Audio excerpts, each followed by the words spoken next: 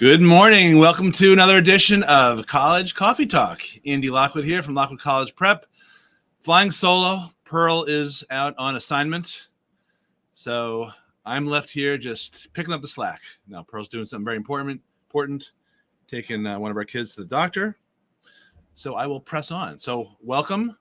Please join me in a simultaneous, synchronized sip of your coffee or other morning beverage. Let me know what you're having.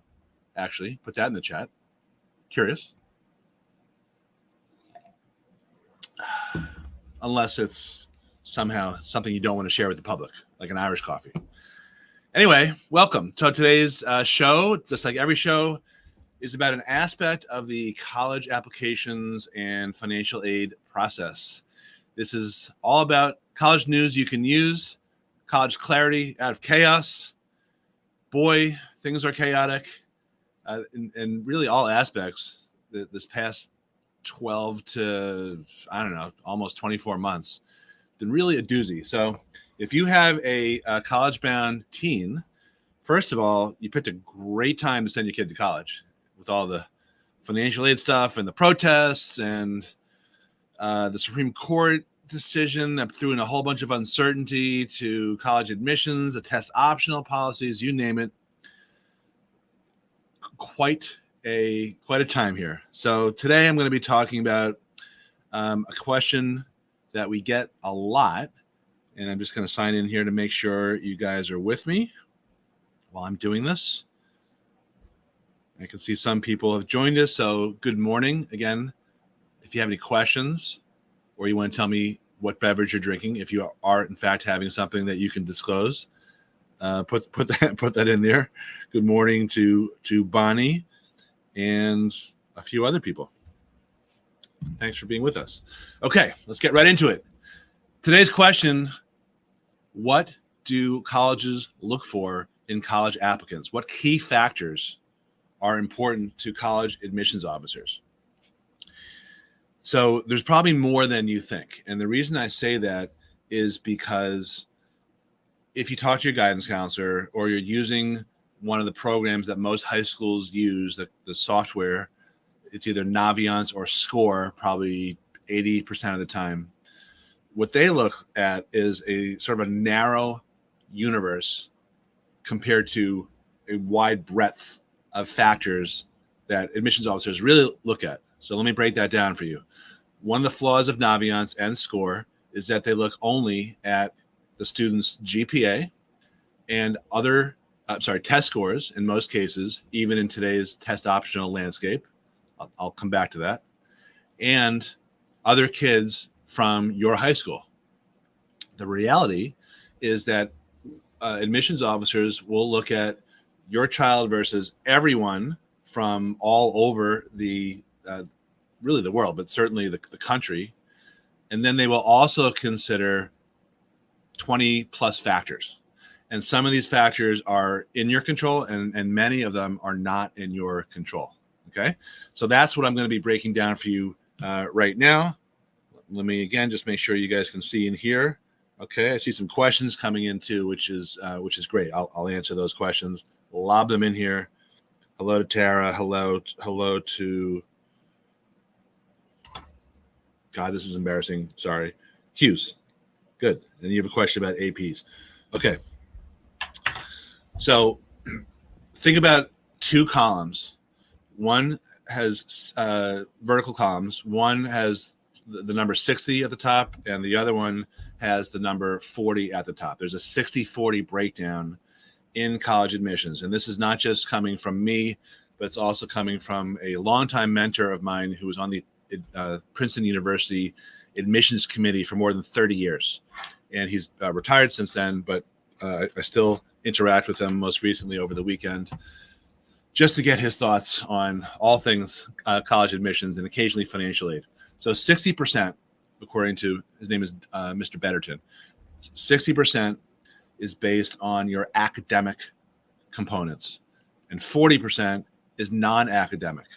So let's look at each. 60, in that 60, there are three things: your GPA, your rigor, which gets overlooked, I would say, almost all the time, and test scores. Again, I know we're in a if you're watching this with me sort of contemporaneously, we're in a test optional landscape, although many colleges have chipped away at those policies and now are requiring you to submit your standardized test scores. So, all right, GPA. A high GPA is important. However, what you have to understand, if you were an admissions officer, it's not as helpful as it used to be because of rampant grade inflation across the land. The average grade, I think, is a 92 or a 93. And I personally, I can't remember the last time I spoke to or met with someone with a C average. There are no C students anymore. The C students of yesterday now have 84 averages. So GPA has been debased as an indicator of how well a college-bound student might do in college. That's really the issue, is that it's not as helpful as it used to be. And there's also a big clue there when parents say, well, my child, she has a high GPA, but she just doesn't test so well. So that might be because of grade inflation. It might be because of other reasons. It's not necessarily an intelligence thing. I'm not suggesting that.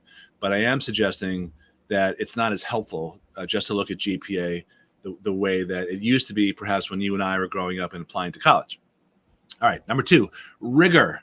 Super important because that gets overlooked. And frankly, many guidance counselors don't emphasize this.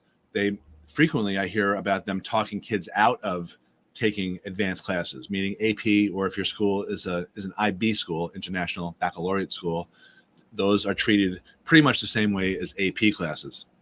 I was talking to a prospective client over the weekend who's in 10th grade going into 11th. And one of the questions I asked him was, which colleges are you thinking about applying to? And he listed some pretty competitive ones, such as Georgetown University, such as, I may have frozen here. All right, let me do that again. I froze on my end. I can't tell if the transmission froze on your end. So I asked him what colleges he was applying to, and he said he mentioned a few very competitive schools, such as Georgetown, Boston College. I don't know if he mentioned an Ivy League school, but schools that were near Ivy in status. And then I asked him, well, next year when you're signed up for your classes, how many APs will you take? And he was not maxing out his APs. And the reason I'm focusing on that is because it's not so much a decision on what he can handle, but if he's trying to apply to Georgetown and schools like that, he's going to be competing with, who knows, 10,000, 15,000 other kids who have taken more AP classes than he has, because the rigor is super important. So if he didn't avail himself of the AP class opportunity offered by his school, then in effect he's almost applying to college with like one hand tied behind the back and trying to fight a fair fight that's unfair. So if your child attends a high school that offers a lot of AP classes and she or he does not avail themselves of all of those classes, that's not a big deal unless they are applying to Ivy or near Ivy caliber schools and their competitors are taking more classes. And the reason I was sort of mentioning the mindset of many guidance counselors is most of the time when I speak to parents about this issue, they're coming to me because the guidance counselor recommended that the child did not stack these AP classes up in their schedule, at a very well-intended concern that they don't get overloaded and burnt out and face anxiety and things like that. I get it, but you have to counterbalance that with your goals. So I'm all for having a great quality of life and all that, but by the same token, if you're gunning for a super competitive school, then that's not the right answer from a guidance counselor or from someone like me. So that's GPA, that's rigor, and then there's test scores. Test scores are slowly coming back, meaning the SAT and the ACT.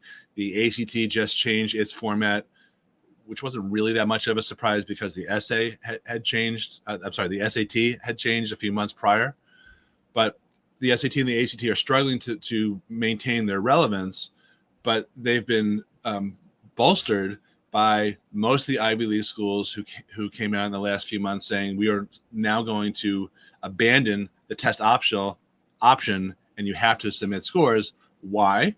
Well, you can guess. It's because they are helpful in terms, maybe not perfect, but they are at least, if not more helpful than GPA in determining a high school student's ability to succeed in college, their academic potential for college level work. And I know people think they're unfair, and I hear those arguments to some extent. I believe a lot of them, certainly from people advocating for underserved minorities who can't afford firms like ours or other people to help them prepare for the SATs. However, what I think it was Brown University and it might have been Penn also, sort of all a blur to me. What they pointed out was that the test optional policies that they had allowed actually reduced the amount of diversity that they were hoping to get, mostly because under-resourced kids felt like they shouldn't turn in their SATs because they were lower than the published median. So that's a big reason why a lot of these colleges have abandoned test optional, is because of this counterintuitive Freakonomics type of result where the actual result was 180 degrees opposite of what the intended result was for test optional policies, which was to diversify campuses. All right. I realize this might be politically incorrect, and I might be saying some stuff that offends some people here. But if you do have questions or comments, put them right here wherever you're watching. This is a Facebook Live. We do a show every Monday. That's at 10 a.m. But this is also going to be across a few other platforms. So that's 60%, GPA, rigor, and your test scores. What's in the other 40%? Well, I mentioned this before. It's a combo of stuff that's out of your control and things that are in your control. So let's talk about the out of your control items first. These are factors that admissions officers consider. They look at your race, they look at your ethnicity. It's not allowed anymore to check a box on the Common App and send that out to all the colleges. By the way, that box is still there on the Common application, but apparently colleges can't see the race and ethnicity information that's going to the Common application. I don't want to sound naive. I do believe that, but govern yourselves accordingly. You can also check off, I prefer not to share this. So race and ethnicity, still very important, because every college pretty much has a goal of diversity, and some still have the diversity, equity, and inclusion goals. I'm just throwing it out there and not commenting on them. You may be able to guess where I stand on those, but that's not the topic for today. What else? What high school you attend, right? Some high schools are feeder schools, FEEDER, into certain colleges.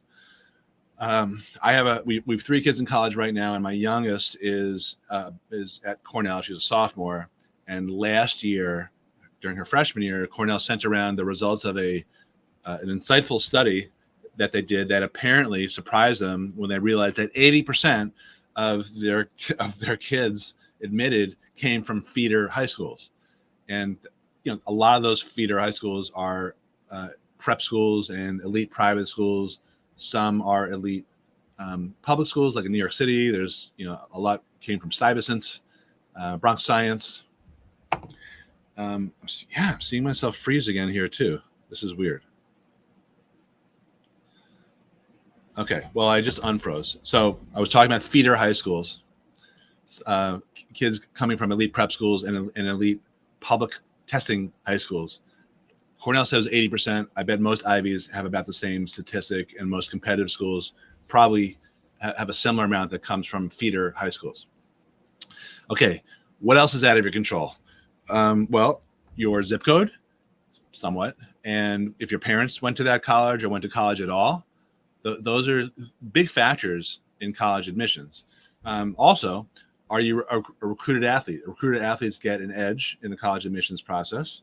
So to do international students, you get a big edge at most schools if you apply early decision. So these are all factors that don't get thrown into the mix, as I was saying before, in Naviance and Score and from your high school guidance counselor. But these matter.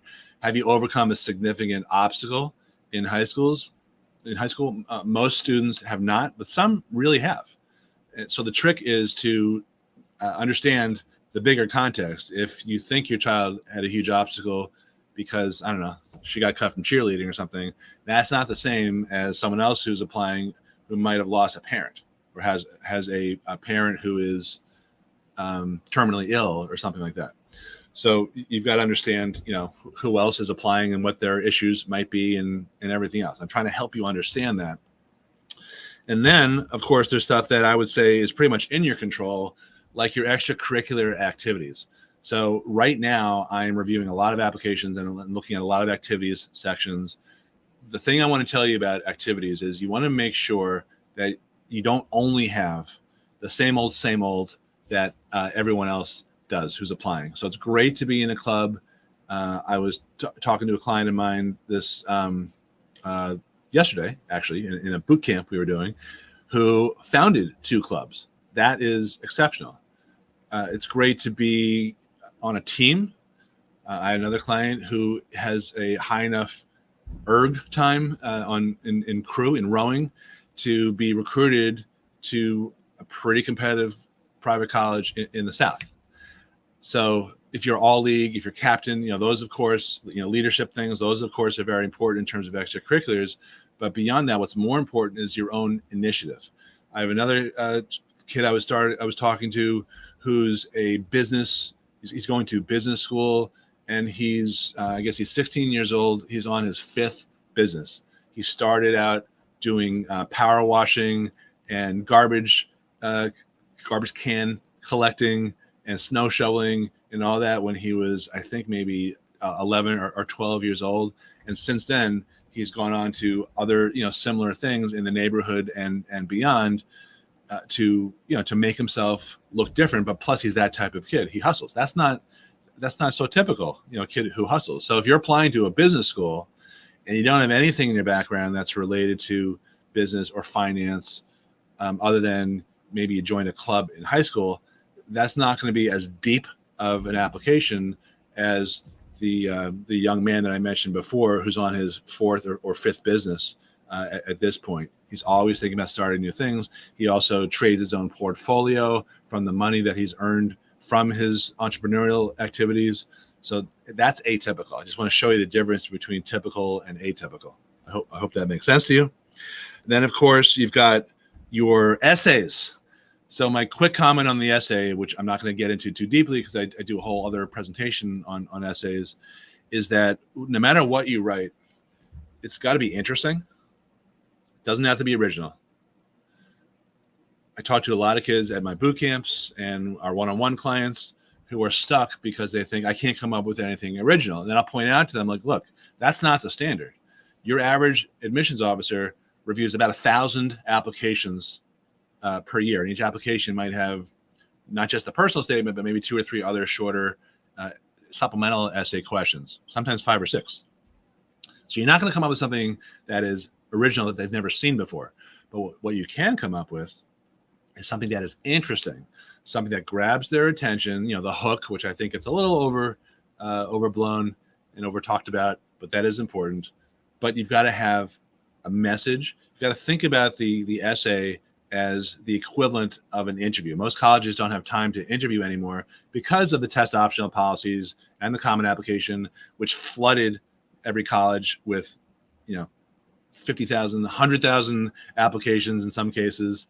And the admissions officers don't have time or resources to be able to get through to all those applications. And they certainly don't have time to interview people. So the personal statement has replaced the interview to some extent, as have the supplemental essays. So the point of the personal statement is to reveal something personal, maybe a before and an after, the pivot point or the inciting incident that caused you to change, and then what happened.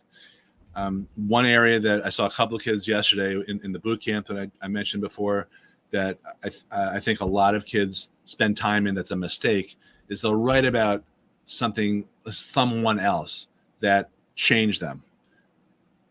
Maybe they worked with a kid who was disadvantaged, or they had a relative or something. But what the trap they fall into is they're writing 3/4 of the essay about the other person. The other person. It's not a personal essay. So a before and after, a pivot point, an inciting incident. Something happened. a realization. These are the types of insights that should be on the essays, no matter which prompt you are responding to, because all of these 7 prompts, I should say 6, because prompt number 7 you should never do. That's write anything you want. Each of the other 6 is open-ended enough to allow you room to reveal what I'm talking about. And I think I just froze again. That is so weird. I'm hardwired in here.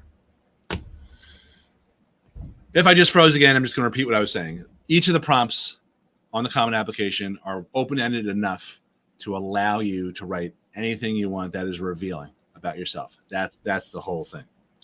Okay, what else can I tell you about things that are slightly in your control? How about demonstrating interest? That's a big deal. So let me explain what that means. It doesn't mean only showing up on campus. It certainly means doing a whole bunch of other things to demonstrate, and some kids may have to fake this, but to show to the colleges that are paying attention to you and tracking you that you are actually a strong possibility, if they admit you, that you will show up. So particularly for safety schools, for schools that are obviously beneath your GPA and way beneath your SAT or ACT score, those are the colleges that you have to go the extra mile to convince that you are actually interested. So opening up their emails, clicking on the links that they give you, spending time on their websites, all trackable. There's no privacy. Showing up at their online sessions that you register for, following them on social, engaging with them on social, reaching out to a department head or a professor in an area that you're thinking about majoring in. These are all ways to demonstrate interest. And of course, the primary way is which you can do with one school to demonstrate interest is by applying early decision. Another way is to write a really good supplemental essay for the prompt, why are you applying here, which most colleges have, not all, but you've got to give a very detailed response and list out a specific course, specific professor, specific program, something very specific. Stay away from the generalities. That's another trap that kids fall into with the supplemental essays. They just talk about, I can't wait to take the business classes, and I'm really strong in math. I can't wait to take math classes. Instead of, I was looking over your syllabus, and one course that caught my eye was such and such, which would allow me to continue my interest in blah, blah, blah. I saw also that one of the classes that I might be eligible for was taught by Professor such and such, and his background as a private equity investor, et cetera, et cetera, et cetera, right? So one is very high level and generic. The other that I just gave you an example of was very specific. You've got to be very specific on your supplemental essays that ask you why this college. I think that's enough. I think I gave you enough here in terms of to answer the question, what are the key factors that colleges are looking for in applicants? So if you have any questions, put them in the chat or the comments wherever you're watching this, and we will do our best to get back to them as quickly as possible. So I appreciate your participating with that. And of course, like, subscribe, share, all the other stuff that I'm supposed to say, but I mean it. If you don't want to miss out on tips like this, you should absolutely subscribe. Okay, let's go to the questions. So Hughes, right? You answered. You asked a question that I just answered. Do colleges try to track your web browsing? Yeah, they actually track your web browsing because they all have software that will kind of follow you around to some extent. It may not be the actual web browsing like all over the place, but it's certainly their website and your behavior as it relates to their websites, especially when they send you an email and you click on it or don't click on it. You want to avoid not clicking on it. All right, what else here? I see a lot of questions here. You had a previous question. If taking AP classes, is it important to actually take the AP test and do well? Ideally, you want to have a 4 or 5 and send that up to the colleges. If you don't have a 4 or 5, I would not send the score in. You'll still get credit for taking an advanced class, but the implication of why you didn't send the score is pretty obvious. But I would still I wouldn't shy away from taking the advanced classes. Thanks for the coffee The coffee disclosure there. Good. Hello, Maria. Didn't freeze, you said. Interesting. Matt, have any colleges started to implement guidelines on the use of AI for personal statement or supplemental essays? Well, they have their own internal guidelines that I think change. I think the real issue is that those, Chat GPT or sometimes Mom GPT types of editing produce essays that are not very specific and deep. They're very sort of superficial, and they don't really reveal too much. So whether they're identified as AI essays or not, which colleges, there was a lot of talk over the last year and a half about using programs to figure out if something was AI generated or not. But for the most part, those essays aren't good. There's nothing wrong with using ChatGPT to get a draft done, but you've got to really treat that as a first draft, as a scaffolding, and get a lot more personal from there. Freakonomics, yes, good. All right. Why is parents' information mandatory can be used to the detriment of the students? It's more to it's the opposite. It's more to help the student. It's not to be used to the detriment of the student. Now, you could look at it that way, is if you don't come from a first generation to go to college family, then you might look at that as a potential detriment. But what they're trying to do is to identify first generation students and things like that. Look, every college in the country needs at least 25 to 30% of its families to pay full price. And if you look at the breakdown, roughly 65, 70% do not get any type of subsidy. The bread and butter for colleges is the affluent family, mass affluent and higher. So it's not a detriment to not be a first generation low income family at all. But in some cases, depending on the kid, it might be considered that way. But just because you're an underrepresented minority, or you come from a different background, or you look visually diverse, that's still not a rubber stamp to get in anywhere. Might be a little thumb on the scales, but not. I don't think as much as people would think. That's my gut feeling. All right. Any other questions before we wrap up here? Thank you for throwing these in here. I think we're good. All right, cool. Well, thanks for watching, and we'll be back next week. Pearl should be back next week for another episode of College Coffee Talk every Monday, 10 a.m., and then blast it out on all sorts of other social media channels. You can run, but you can't hide. Thanks again for spending your morning with us, and have a great day.